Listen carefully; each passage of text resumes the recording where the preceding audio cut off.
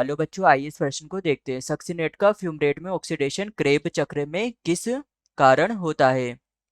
ए electron की हानि के कारण, बी H2 की हानि के कारण, सी O2 के समायोजन के कारण, डी उपरोक्त में से कोई नहीं। तो यहाँ पर हमें बताना है कि जो सक्सीनेट है, यह जब इसका फ्यूमरेट में ऑक्सीडेशन होता है तो ये क्रेब चक्र में किस कारण से होता है। तो यहाँ हमारी मुख्य अवधारणा मुख्य अवधारणा होगी कि क्रेब क्रेब चक्र क्या है।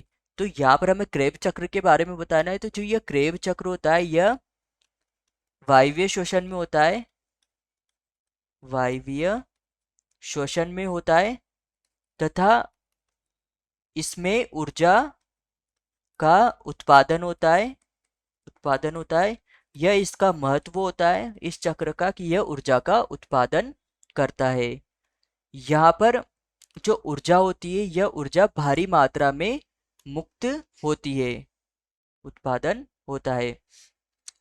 तो जो यह क्रेब चक्र होता है, इस क्रेब चक्र में जब सक्सिनिक सक्सिनिक अम्ल सक्सिनिक अम्ल सक्सिनिक अम्ल जब फ्यूमेरिक फ्यूमेरिक अम्ल में बदलता है तो यहाँ पर 2H प्लस मुक्त होते हैं तथा ये 2H प्लस FAD के साथ मिल करके यह FADH2 का निर्माण कर लेते हैं। तो इस प्रकार से यहाँ पर जो 2H है इसकी यहाँ पर अर्थात H2 की यहाँ पर हानि हो जाती है क्योंकि ये FADH2 के रूप में मुक्त हो जाते हैं। तो यहाँ पर प्रश्न ने हमसे पूछा था कि सक्सीनेट का फ्यूमरेट में ऑक्सीडेशन क्रेब चक्र में किस कारण होता है। तो हमारे पास ये था कि इलेक्ट्रॉन की हानि के कारण। तो यहाँ पर इलेक्ट्रॉन की हानि नहीं होती है, नहीं होती है। हमारे पास बी है H2 की हानि के कारण। तो यहाँ पर जो यह H2 है इसकी हानि के कारण यह FADH2 का निर्माण करता है। तो यहाँ पर हमारा उत्तर होगा उत्तर बी की H2 की हानि के कारण। सी है O2 के समायोजन के कारण। तो यहाँ पर O2 का समायोजन नहीं होता अर्थात यहाँ पर O2 नहीं जुड़ती है, नहीं जुड़ती है।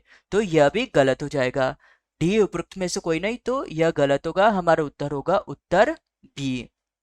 तो यह हमारी प्रमुख सिद्धांत होगा कि प्रमुख प्रमुख सिद्धांत होगा कि जो यह क्रेब चक्र होता है, सिद्धांत होगा कि जो क्रेब चक्र होता है यह क्रेब चक्र माइटोकॉन्ड्रिया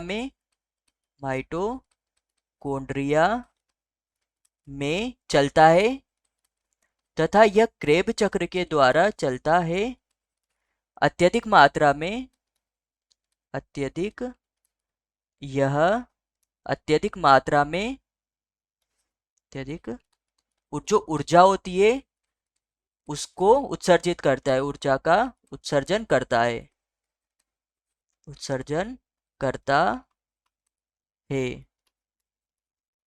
आशा है कि आप इसे अच्छी तरह समझ गए होंगे। धन्यवाद।